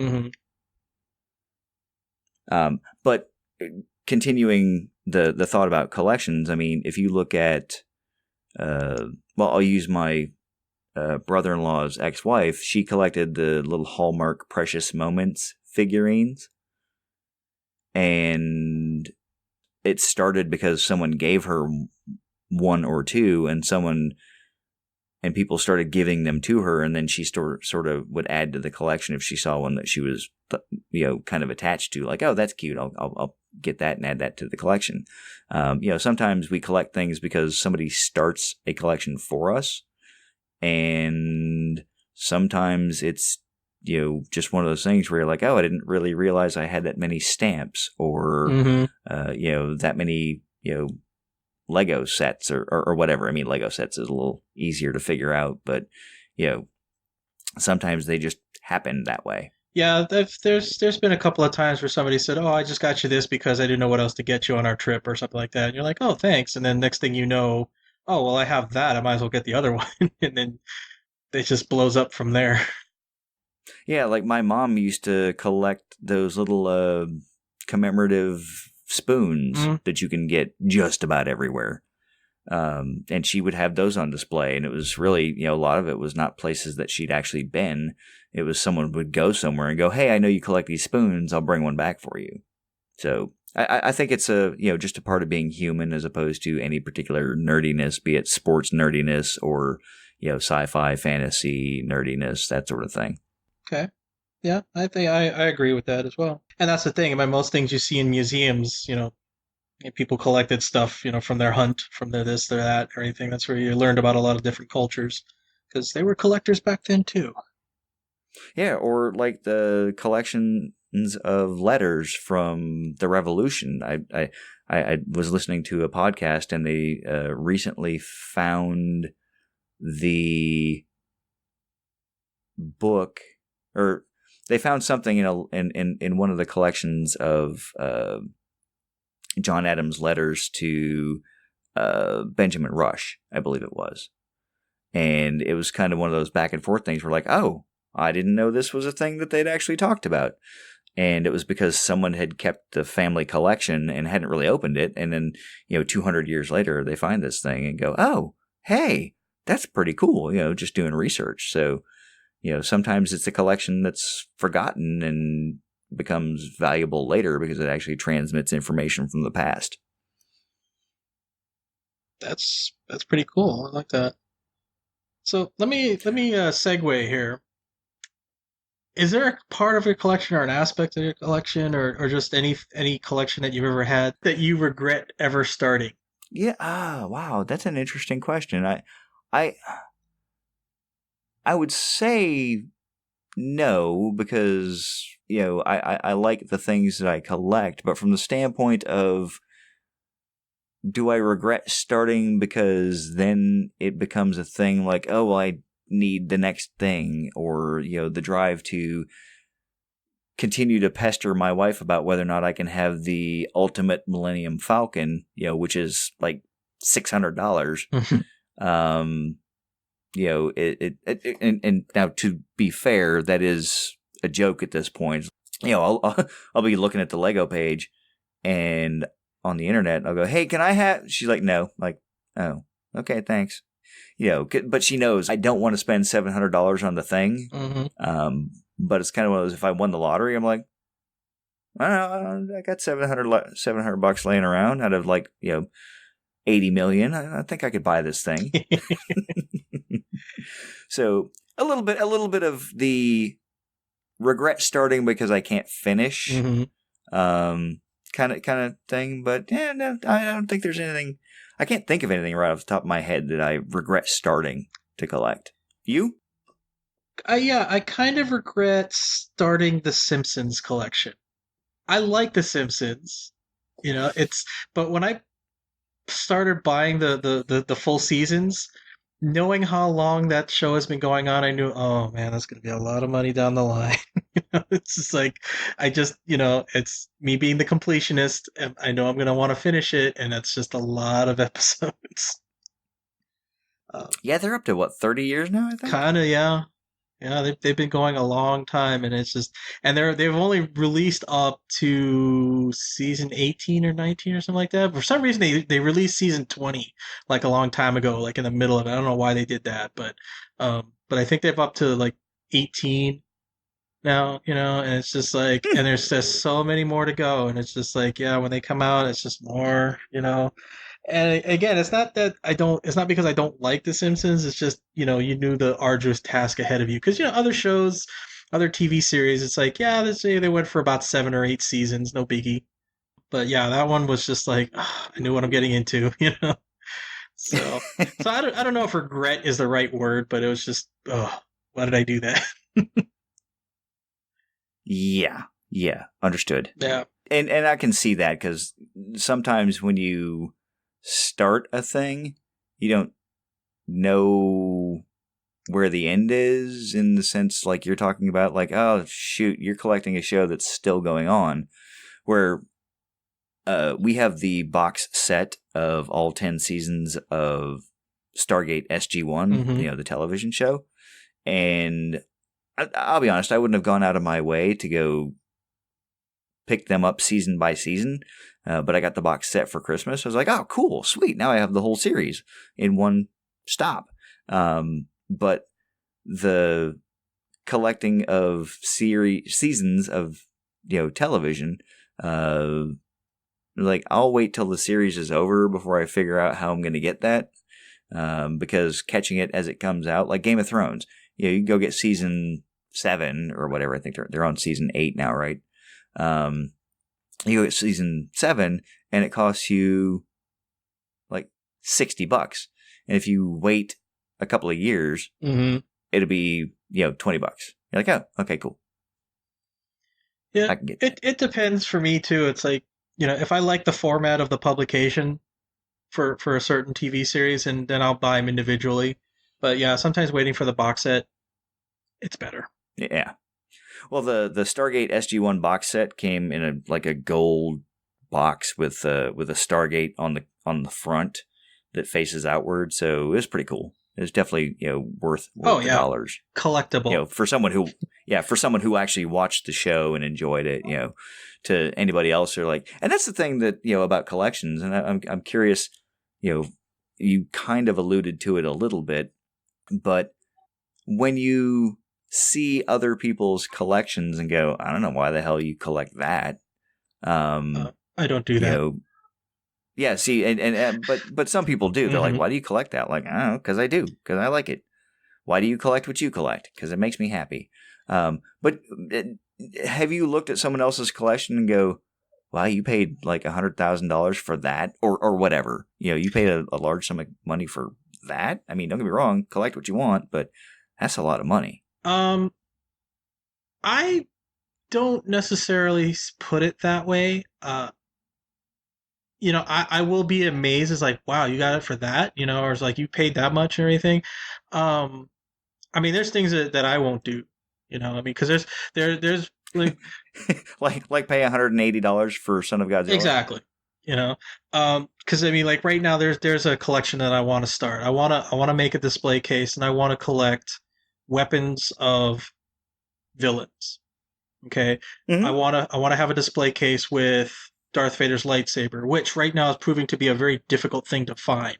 Okay, and I'm not talking like a Darth Vader lightsaber replica, but one without the blade, just a retracted, as it hung from his belt lightsaber. Yeah, just the hilt. Just the hilt. That's hard to find. Every other one comes with the light blade because everybody wants the light blade. No, I just want the hilt. But the Darth Vader's lightsaber, Voldemort's wand, the One Ring, an Infinity Gauntlet. But all those things are very expensive, So it's like that collection will just have to be a fantasy for the time being, But when I see somebody else who, say, has a collection like that, if not like a very one and everything, and it's like, wow, you paid a pretty penny for that, I mean, if it's somebody who can afford it, it's one thing. But if it's somebody who's like, oh no, I saved up money and everything, to me, that's amazement. I'm like, it's not. Yeah, that's dedication. Yeah, it's not that I would go. It's like, wow, you paid that for that and everything. It's like, sometimes I'll ask, how much you pay for it, if I may ask. And they say, well, the Infinity Gauntlet, I paid $500 for that one because it's, it's such and such, it's good quality, da da da. And I'd be like, wow, that's pretty cool. Yeah, because I think that speaks to how much that actually meant to a person, especially if it's something they had to save up for or whatnot. They're like, yeah, I knew this was coming out. I put a down payment on it, and I set money aside, yada yada yada, so that I could have this thing, this one thing. This is my one. This is the piece de resistance of my collection of MCU memorabilia. Yeah, that really does speak to how much it means to the person. Yeah, because having these things, are they necessary? No. They required for survival?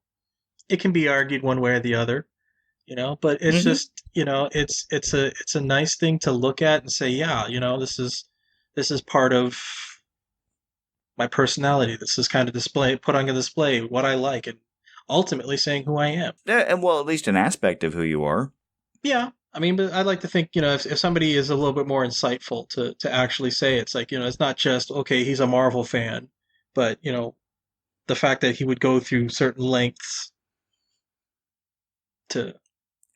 Yeah, I think, again, going back to like the psychology of collecting and what we collect, I think if you look at that, if you ask why would I collect like the Spider-Man minifigs that I have, because I have 5 or 6 different variations of Spider-Man. Like, well, why so much? I mean, you obviously like Spider-Man. That is an opening to the conversation about why you might do it. But if somebody looked at it and said, "Oh, you like Spider-Man. Why would you like Spider-Man?" Knowing what I know about you, it would be the ability to mask oneself and go out into the world as an unidentifiable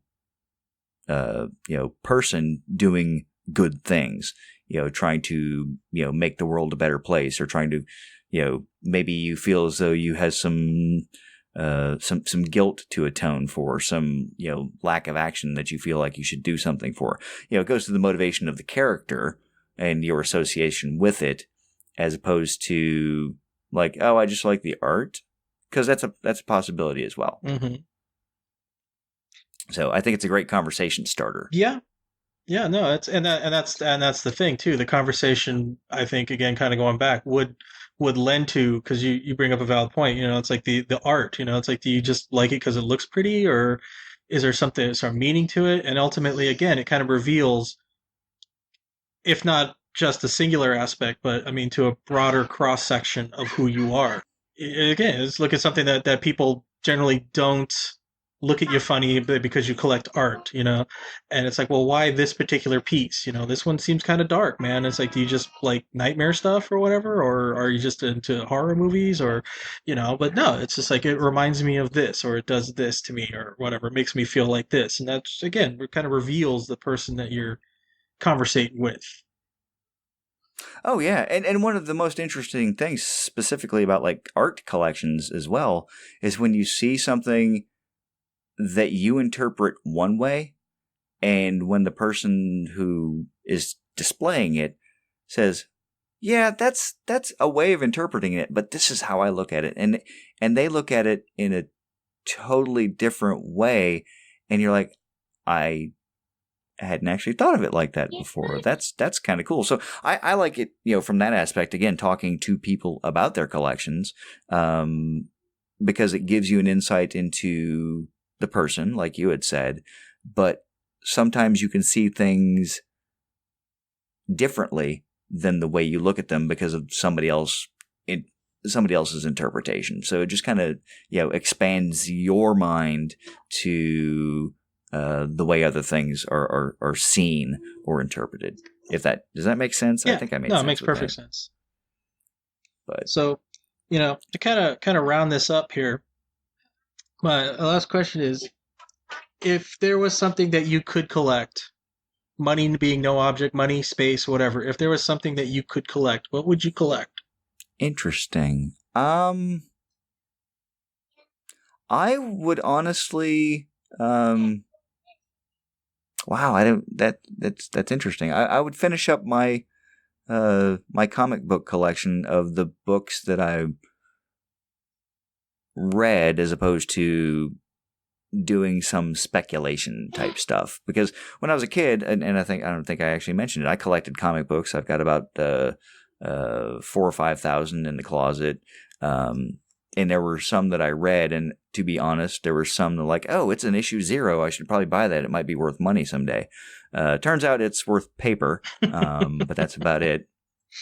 But I have some that are valuable, and really, if money were no object, it would be about bringing it all together and having Amazing Fantasy number 15, Amazing Spider-Man 1 through 720 or whatever they're on now, and all the Spider-Man books, and filling that out so that I had it. But I don't know. I mean, there's so many things that I want that just trying to sort it, narrow it down to just one is kind of like a kid in a candy store. What about you? Airplanes. Like all of the airplanes? I mean, well, not all of them, but I mean, just special ones. Just if I was able to have like my own hangar or an airfield or something, and just I would open up to display, to let people see it and maybe donate a little bit so I can help maintain it or whatever, But I mean, there are just certain airplanes that I like that I would love to say that it'd be my own, but they're inherently expensive, so even just having one would be a problem, Yes. But I'm that's one aspect of my nerddom. It's like I like airplanes and everything like that. To to have a few that I would be able to call my own would be pretty awesome. I mean, I'm not a huge fan of John Travolta, but I do envy that he has a few airplanes of his own that he flies. Yeah. So, I mean, obviously, there's like I would just totally clean my wish list on Amazon, Oh, sure. But like I said, I mean, for that is like a collection I probably will never have, but still, I can dream. Yeah. Well, but that's why we have collections, and hopefully we never get done collecting because it gives you yet another reason to continue searching for the next cool thing. Yeah, and that's part of that is part of the fun of collecting too, is the search, is the hunt. That's I always remember the movie line in Die Hard that Hans Gruber said, and I don't know if it's an actual quote from Alexander, but he said when he stood upon the mountain and looked the breadth of his domain, he wept, for there were no more worlds left to conquer. And I hope I never reach that point. Yeah, because there's always the next thing. Mm-hmm. But cool. Well, this is a great conversation. I know. I hope our listeners enjoyed that, and I do. I hope that our listeners will let us know, what kind of stuff they collect, and if they think we missed the mark on anything. Yeah. Well, just to qualify it though, remember this is just the tip of the iceberg. I mean, obviously, you've mentioned before I have quite an extensive movie collection, but I don't want to say extensive, but I mean, it's just like I have a collection of collections, and it's just it's in my nature to do so. My wife calls it hoarding, but tomato tomato.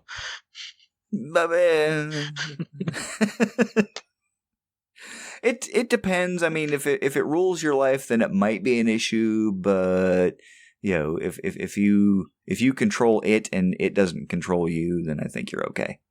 Fair enough. Ultimately, this whole podcast is all because we collect, and we're just this is all an exercise in talking about one aspect, one facet of our entire collection. Yeah, no, I agree wholeheartedly, and that is a great way to close the collection conversation. So, listeners, let us know what you collect. Let us know why you collect. Let us know, if you enjoy the search, as Dan spoke about. Just let us know. Get in touch with us at all of the places: the Facebook page, email wrios2016mr@gmail.com. Leave us a voicemail at the phone number that's in the show notes that, depending on your podcast app of choice, when you download the podcast and you're looking at it, you can swipe left, you can swipe right, you can swipe up, down, however you pull those show notes up. It's got the phone number. It's also included when I put it out on the Facebook page. Just let us know, and we would love to hear from you. More than we would love to hear from more car warranty spam calls and random calls from the Norfolk Correctional Institution. We never got any follow-up contact on that, so I hope that whoever it was, his life has changed and they've turned over a new leaf. But with that, should we find out what we're watching or what we're talking about for our next movie? Sure. For episode 51, yo! Here we go. The Last Samurai. Ooh. Okay. Ooh, Last Samurai. Okay, there we go then. And I got an initial ooh, so it seems like there's some interest there. So yeah, that should be pretty cool. A lot of people have said bad things about that movie, but I liked it and I'll defend it. So we'll see how it goes. Very well then. And with that, Dan, your movie-themed goodbye is? Your membership to the Continental has been, by thine own hand, revoked. Listeners, we will see you in 2 weeks with The Last Samurai.